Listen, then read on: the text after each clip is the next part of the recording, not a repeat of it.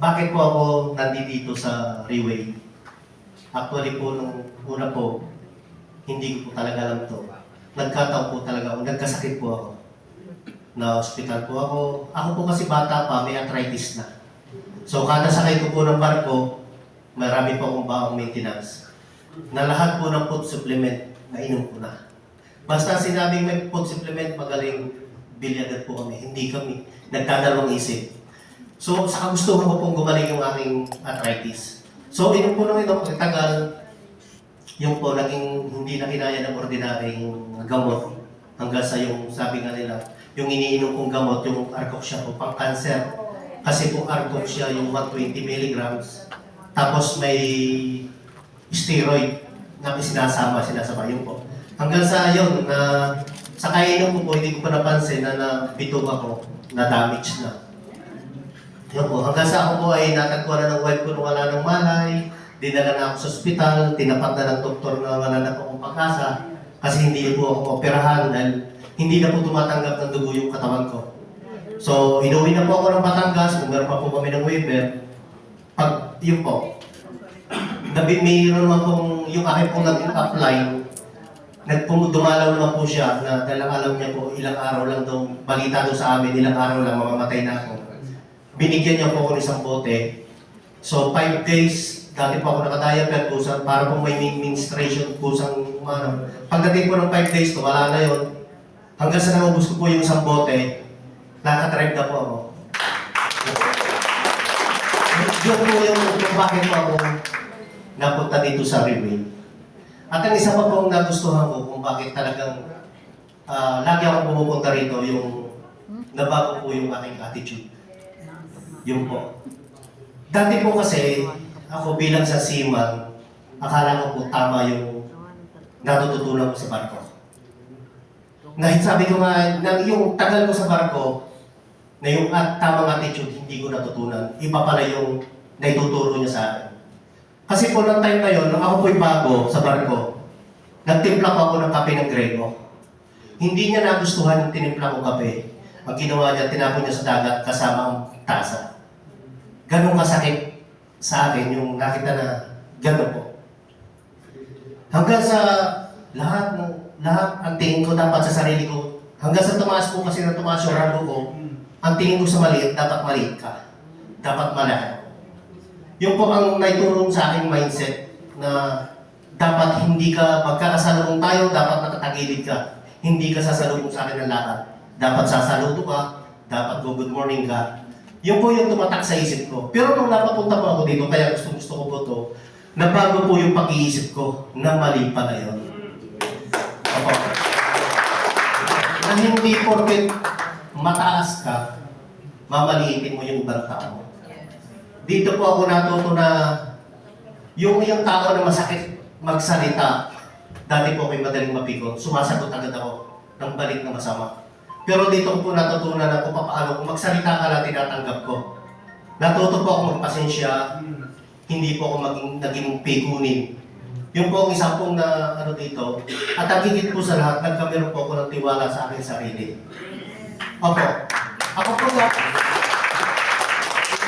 dati, sa totoo, hindi po ako nakapagsalita dito. Kung hindi po gawa ng wife ni Tito Mon, nating Pegasus na, siya po talaga nagtulak sa akin na magtumayo rito. Ang sabi niya sa akin dati, hindi ka magiging isang leader, tatawagin leader kung hindi ka tatayo niya sa harap. Kaya kaya mo yan. Doon po nagkameron ng lakas ako ng loob na tumayo dito. Yun po. Kaya po, ako hindi, takot ako ang tanggihan. Kasi sa amin po, sa pagiging seaman, pag taas ka, kung ano yung inutos mo, dapat gagawin mo. Kasi nasanay po ako na pag inutos ko, yung gusto ko, ginagawa ng inutusan ko.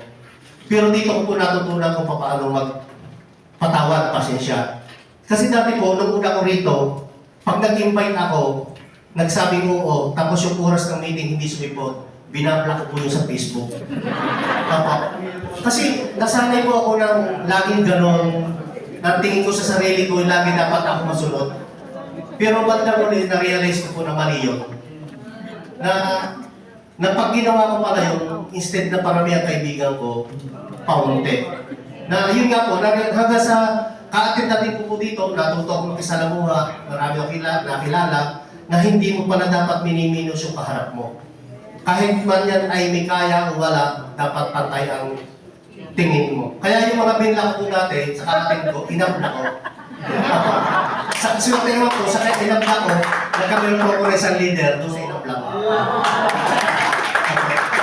Yung po talaga yung sobrang natutunan ko dito. Sabi ko nga, kung may ano pa sa akin na bakit ko minahal to. Hindi, mahirap naman po tumanggi. Nanduduna ako sa kinikita. Sino ba naman, wala naman tao siguro ayaw ng kinikita. Dahil yung kinikita ko sa barko, sabi ko nga po, bakit pa ako aalis sa Pilipinas? Ang pira ko na sa Pilipinas, wala sa barko. Kasi yung kinikita ko po doon, kaya ko kitain dito, ang maganda, kasama pa po yung pamilya ko. Tapos, ang isa ko pong naagaw ko rito, yung nabigyan ako ng tiwala sa Diyos. Ako po yung tao na ako po yung nagkasakit. Parang kahit po ako yung mahinang-mahina na ikat malapit ng mamatay, pero ang thinking ko, ang nasa isip ko galing pa rin sa Diyos. Kasi iniisip ko bakit ginawa niya sa akin. Ako sobrang bait, matulungin ako. Pag may kaunti kami kinikita yung wife ko sa business niya, medical mission doon. Pero bakit ako pinahirapan? Magkasakit ako. Pero mali pala yun. Nung maisip ko po, sabi ko, may purpose pala po ang Diyos kung bakit ako nagkasakit. Kasi po, mayroon po akong anak na may Down syndrome. Kung hindi po ako nagkaanak, at hindi po ako nagkasakit, hindi po ako mapapunta dito sa Riway. Alam niyo bakit kung ano po ang purpose nun? Kasi po, itong account ko sa Riway, natatransfer. Yung aking account, matatransfer ko sa anak kong may Down syndrome. Doon po lumakas yung kumpiyansa ko na sa sarili na kailangan gawin ko to. Kasi may anak nga po ako, may anak ko, panganay ko po, doktora. Yung anak ko, kapag nag-asawa, di kong mapangasawa, mapagbigay. Ay kung mapangasawa, madamot, di kawawa na po yung aking may Down syndrome. Kaya sabi ko nga, kahit ano mang mangyari, mawala na kami sa mundo ng wife ko, hindi ako natatakot na magugutom yung anak ko. Yung talaga yung isasabi ko nga, may purpose pala kung bakit ako napunta rito. Una, doon sa aking may anak na Down syndrome, na ipamana ko yung account. At ang pangalawa po, sobrang dami po nang natulungan ko sa amin sa Batangas. Bali po sa akin, sa totoo lang po, sabi nga, 8 taon na po sa amin ang nag-cancer free na under ko. Kung hindi ko napapunta rito sa Riway, siguro hindi ko po na-share din sa iba. Pero kailangan lang po talaga i-share po natin ang i-share. Ako sa totoo lang po ng una, ang mindset ko po magbenta. Una po talaga, pag ano ko rito, magaling na product, alam po ako ng anak sa kamag-anak. Alam po na alam. Kasi hindi ko po alam na ang kailangan pala natin, hindi magbenta. Kailangan na po natin mag-share. Dati po, tuwa ako sa one time, big time. Kasi yung benta po, one time, big time. Isang benta po malaki, kinabukasan wala na. So ngayon ko po na-realize na kailangan po natin i-share. Na kahit tulog ka, pag-gising mo, may pera na. Yun po. Kaya ngayon po, sabi ko nga, share lang po tayo ng share. Huwag po tayong mahiyang magkwento. Kahit po yan ay umayaw, sa tingin mo hindi interesado, huwag ka lang po magpakita ng ang tingin mo sa kanya ay iba. Kasi ako po, sa totoo, nung una, nung hindi mo ako nag-attend dito, pag ako'y nakipag-usap at alam kong ayaw sa akin, ako po yung ayaw ko rin. Yung attitude ko po na bahala ka sa buhay mo kung ayaw mo. Pero ako ngayon, kahit po alam kong ayaw sa akin, nagkinaginaw ko sinasabi, malakas po loob ko ngayon, ikwento ka, ayaw mo makinig ka lang makinig.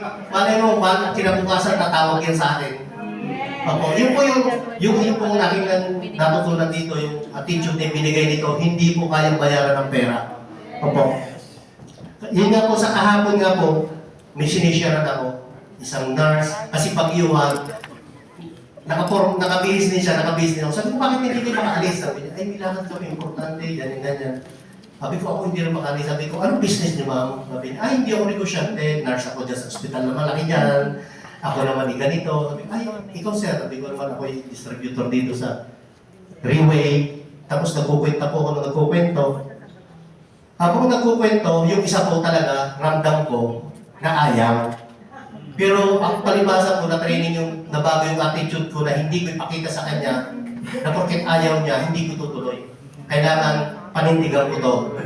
Habang kinukwento ko tuloy, bandang huli, nung tumayo na po ako, sabi ko, akyat na ako kasi sa kondo po namin. Sabi niyo, sir, pasuyo naman, i-add mo ko sa Facebook. Kasi gusto ko yun.